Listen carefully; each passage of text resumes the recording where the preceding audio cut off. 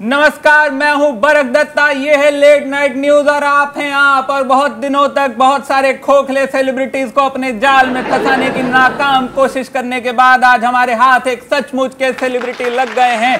जी हां, ध्यान से सुनिए, मैं एकदम सच कह रहा हूं। आज हमारे हाथ एक सचमुच के सेलिब्रिटी लग गए हैं और वो कोई छोटे मोटे सेलिब्रिटी नहीं है, वो सचमुच के वजनदार सेलेब हैं और हिंदुस्तान के सबसे बड़े एड गुरु और सबसे बड़े लिरिक्स राइटर और सबसे शानदार पोएट प्रसून जोशी। तो प्रसून जोशी जी के साथ आज मैं इनको फंसा नहीं जा रहा हूं। असल में ये मेरे हाथ लगे हैं तो मैं इनको ऐसे जाने नहीं दूंगा और मैं इनको आज यहां से, जैसे गालिब ने कहा था, तेरी बहुत बेआबरू होकर तेरे कूचे से हम निकले। आज यहाँ ये एडवर्टाइजिंग की गली से बेआबरू होकर निकलेंगे। देखिएगा आप आज क्या जादू होने वाला है इनके साथ, क्योंकि मैं आज इनसे पूछने वाला हूँ एडवर्टाइजिंग की दुनिया के 5 बहुत ही जरूरी तत्व, ऐसी चीजें जिनके बिना हिंदुस्तान में एड फिल्म बन ही नहीं सकती है। इन 5 चीजों पर 5 क्या 8 भी हो सकती हैं, मेरी गिनती बहुत अच्छी नहीं है इसलिए वो 10 भी हो सकती है। और 10 में से 8 में से 5 नहीं तो 4 पे तो ये अपने कड़क कमेंट्स देंगे ही देंगे। मैं पूछता हूं इनसे, एडवर्टाइजिंग में ऐसी क्या चीजें हैं जो बहुत ही जरूरी हैं हिंदुस्तानी एडवर्टाइजिंग में। पहली, मेरे हिसाब से white lab coat. White lab coat, जी जी जी, ये अच्छा ऑब्जर्वेशन है आपका। व्हाइट लैब कोट के बिना एडवर्टाइजिंग की दुनिया मुश्किल में पड़ जाएगी, क्योंकि वो कोट जो है उससे कई सच जो हैं आपके सामने लाए जाते हैं और आपको लुभाया जाता है, आपको समझाया जाता है। लुभाया से ज़्यादा समझाया जाता है। जब आपके समझ में नहीं आता है वो लगता है कोट बहुत मदद करता है। हाँ, मैंने ये देखा है कि व्हाइट लैब कोट के बिना करीब करीब आधी एडवर्टाइजमेंट्स कम हो जाएंगे हिंदुस्तान की टीवी से। क्योंकि देखिए हमारी ये समझ ऐसी है कि कोट पहनकर जो है विश्वसनीयता बढ़ जाती है। आप कोट पहनकर कुछ भी कह सकते हैं। आप आम जिंदगी में भी इस्तेमाल करके देखिए कोट को, आपको लगेगा काफ़ी इसके दूरगामी परिणाम मिलेंगे। अच्छा, लेकिन मैंने देखा है कि क्या होता है कि मेडिकल रिलेटेड प्रोडक्ट्स हैं, मान लीजिए टूथपेस्ट है, टूथब्रश है, उसमें तो मुझे वाइट लैब कोट समझ में आता है। मैं डॉक्टर से तो कभी नहीं पूछता कि भाई मैं कौन सा डिटर्जेंट पाउडर इस्तेमाल करूं। तो डिटर्जेंट पाउडर के ऐड में वाइट लैब कोट का क्या? देखिए हमारे यहाँ देखिए एक पुजारी जैसे होते हैं मंदिर के, आप उनके बिना भी पूजा कर सकते हैं, ऐसा नहीं है क्या मंदिर, लेकिन उनकी एक अपनी ज़रूरत है। आपका प्रसाद वो यहाँ से यहाँ तक पहुँचा देते हैं, आपकी अगरबत्ती ऐसे घुमा देते हैं, तो उनकी अपना एक औचित्य है, अपना एक उनका एक रेलेवेंस है। ऐसे ही वाइट कोट का भी अपना एक रेलेवेंस है और आप उसे हटा कर देखिए, लोग बिल्कुल अनकम्फर्टेबल हो जाएंगे। वाह, तो ब्रेकिंग न्यूज, प्रसून जोशी जी ने कहा व्हाइट लैब कोट है इंडियन एडवर्टाइजिंग का पुजारी। अगला ऑब्जर्वेशन मेरी तरफ से, पेड़ से गिरती लड़कियां। बहुत सारे एड्स में हम देखते हैं कि लड़कियां पेड़ से गिर रही हैं। इसके बारे में आपका क्या? ये प्रचलन बढ़ रहा है और ये एक तरह का नया दौर है जिसमें पेड़ से गिरती लड़कियों को जो है स्वीकार कर रहा है हमारा समाज। और ऐसा लगता है हमारा समाज ऐसी गिरती लड़कियों के लिए कुछ एक विशेष भावना रखता है। तो मुझे लगता है कि सिर्फ गिरती लड़की के लिए नहीं, जो भी लड़की मूर्खतापूर्ण काम कर सके उसके लिए, वो लड़की जिसके पास मस्तिष्क नाम की चीज़ ना हो, हर उस लड़की के लिए हमारे विज्ञापनों में बहुत जगह है, क्योंकि वो हर चीज़ को देख के वाव कह सकती है। वो एक बंदा जिसने अभी अभी नहाया है, उसके नहाने पर ही फिदा हो सकती है। वो उसके अंडर शर्ट को देखकर अपने जीवन का सबसे महत्वपूर्ण निर्णय कि उसके साथ विवाह करके सुखी और समृद्ध जीवन बिताए, ये निर्णय भी एक अंडर शर्ट के ऊपर ले सकती है।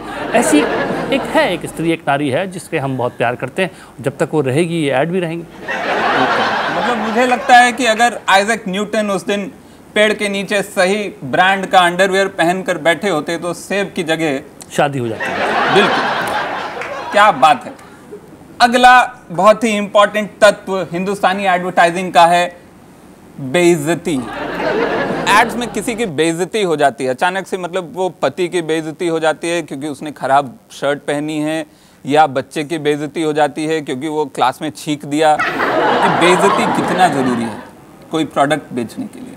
बहुत ज़रूरी है। देखिए ये भी आपके जो जितने भी ये आपने ऑब्जर्वेशन किए हैं ये बड़े माइन्यूट हैं, मामूली नहीं है। तो इसके लिए मैं आपको दाद खाद खुजली तीनों देना चाहूँगा। बहुत है। तो इसके लिए क्या है, अगर आप देखें तो सवाल क्या था?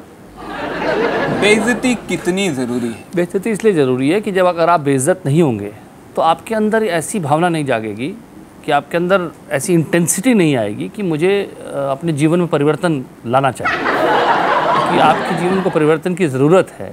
इसका एहसास आपको किसी न किसी तरह से कराया जाना ज़रूरी है।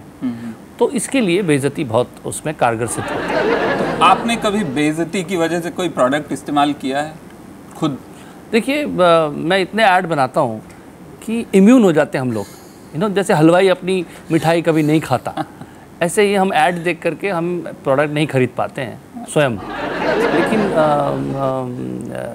ये कहना कि बेइज्जती यानी जेलसी, यानी ये मानना कि मेरे जीवन में कोई कमी है, ये एक बहुत बड़ा पॉइंट है। ये इंसान के अंदर ये होता है कि अगर आप उसे ये एहसास कराएं, देखिए कि आप फलां चीज़ आपके पास नहीं है, इसलिए आपकी ज़िंदगी में एक बहुत बड़ा वैक्यूम है, तो वो दौड़ता है उस चीज़ को पाने के लिए। हाँ, हिंदुस्तानी एडवर्टाइजिंग में एक और बहुत ही ज़रूरी तत्व है, बहुत ही बड़ा क्लीशे है, जिसे बार बार घिस घिस के इस्तेमाल किया जाता है। ये मैं आपको ही दे देता हूँ, आप कहिए। हिंदुस्तानी एडवर्टाइजिंग में माँओं का क्या महत्व है? माँ हिंदुस्तानी एडवर्टाइजिंग में एक अलग तरह की माँ होती है। वो माँ कभी नाराज़ नहीं होती है, वो हर समय कोई ना कोई चीज़ बनाने के लिए तैयार रहती है, बहुत किचन से प्यार करती है, पाक शास्त्र में निपुण होती है, और साथ साथ उसे क्रोध नहीं आता। और उसके सामने आप कितनी भी उटपटांग हरकत कर लें, लेकिन वो कभी भी इस बात से व्यथित नहीं होती, नाराज़ नहीं होती। एंगर जो है उसके कंट्रोल में है, क्रोध पर उसको पूर्ण वश है, और वो पति के लिए भी उतनी ही सुखदायी होती है जितनी बच्चे और बुज़ुर्गों के लिए। तो ये एक ऐसी माँ एडवर्टाइजिंग का एक अभिन्न अंग है। ज़ेन। हाँ, ये माँ है, ये कहीं आपको मिलेगी नहीं और कहीं, लेकिन आपको विज्ञापनों में ज़रूर मिलेगी। जब आप चाहें ऐसी माँ से मिलना, विज्ञापनों का दर्शन कीजिए, आपको मिलेगी। और ऐसे बच्चे भी हैं जो बहुत ज़्यादा क्यूट है, जिनकी हर हरकत क्यूट है, जो क्यूटनेस के अलावा कुछ करते नहीं, वो भी आपको एडवर्टाइजिंग मिलेंगे। और ऐसे बुज़ुर्ग भी आपको एडवर्टाइजिंग में मिलेंगे जो बरमूडा पहन के पौधों को पानी देते हैं। तो वो आपको ऐसे ये है कुछ चीज़ें ऐसी एडवर्टाइजिंग की स्पेशल मसाले हैं, जिनसे जो है एडवर्टाइजिंग का जो है एक पूरा विश्व बनता है। और एक और आप शायद जानना चाह रहे थे आखिरी में, जो आप अभी जिक्र कर रहे थे, एक विदेशी। हाँ, एक विदेशी लोगों को बहुत अजब तरह से इस्तेमाल, जैसे एग्जॉटिक फ्रूट्स हम लोग पास्ता में इस्तेमाल करते हैं ना, एक ब्रोकोली डाल दिया वैसे। जी। एड्स में विदेशी मॉडल सस्ते होते हैं। और हमारे लिए क्या है, एक भारतीय महिला के लिए हमारे सौंदर्य के अपने मापदंड होते हैं, जिनसे हम ये जांचते हैं कि ये लड़की सुंदर है या नहीं। और कहते हैं, हमारे लोग ये पहचान लेते हैं असुंदर नारी को, और कहते हैं ये नारी असुंदर है और इसे हमें सुंदर नहीं। लेकिन विदेशी जो वाइट स्किन है, उसके लिए हमें अभी समझ नहीं है कि उसमें किसको आलू कहा जाए, किसको किशमिश कहा जाए, किसको बैगन कहा जाए, सब एक ही है। तो कोई भी एक ऐसा तत्व अगर डाल दे, तो वहाँ पे ये भी उलझन नहीं रहती कि सुंदर है क्या सुंदर है। विदेशी है तो सुंदर ही है, ठीक ही है, और वो सस्ता भी है। क्योंकि मैंने हाल ही में एक इन्वर्टर का ऐड देखा था। इन्वर्टर के ऐड में विदेशी एक जोड़ा था जो इन्वर्टर बेच रहा था। जी। विदेश में पावर कट होती है क्या? नहीं, विदेश में पावर कट नहीं होती, पर उनको लगता है कि यहाँ आकर सोचिए इन लोगों के साथ, इन मासूम सफ़ेद प्राणियों के साथ क्या अत्याचार हो रहा होगा। ये जो है, ये उससे जो है बात को सिद्ध करता है। और जाते जाते प्रसून जोशी जी ने कहा, विदेशी हैं हिंदुस्तानी एडवर्टाइजिंग के मासूम सफेद प्राणी। और छोटे शहर के बेवकूफ दर्शकों को बता दें कि ये तीनों शब्द हिंदी के थे।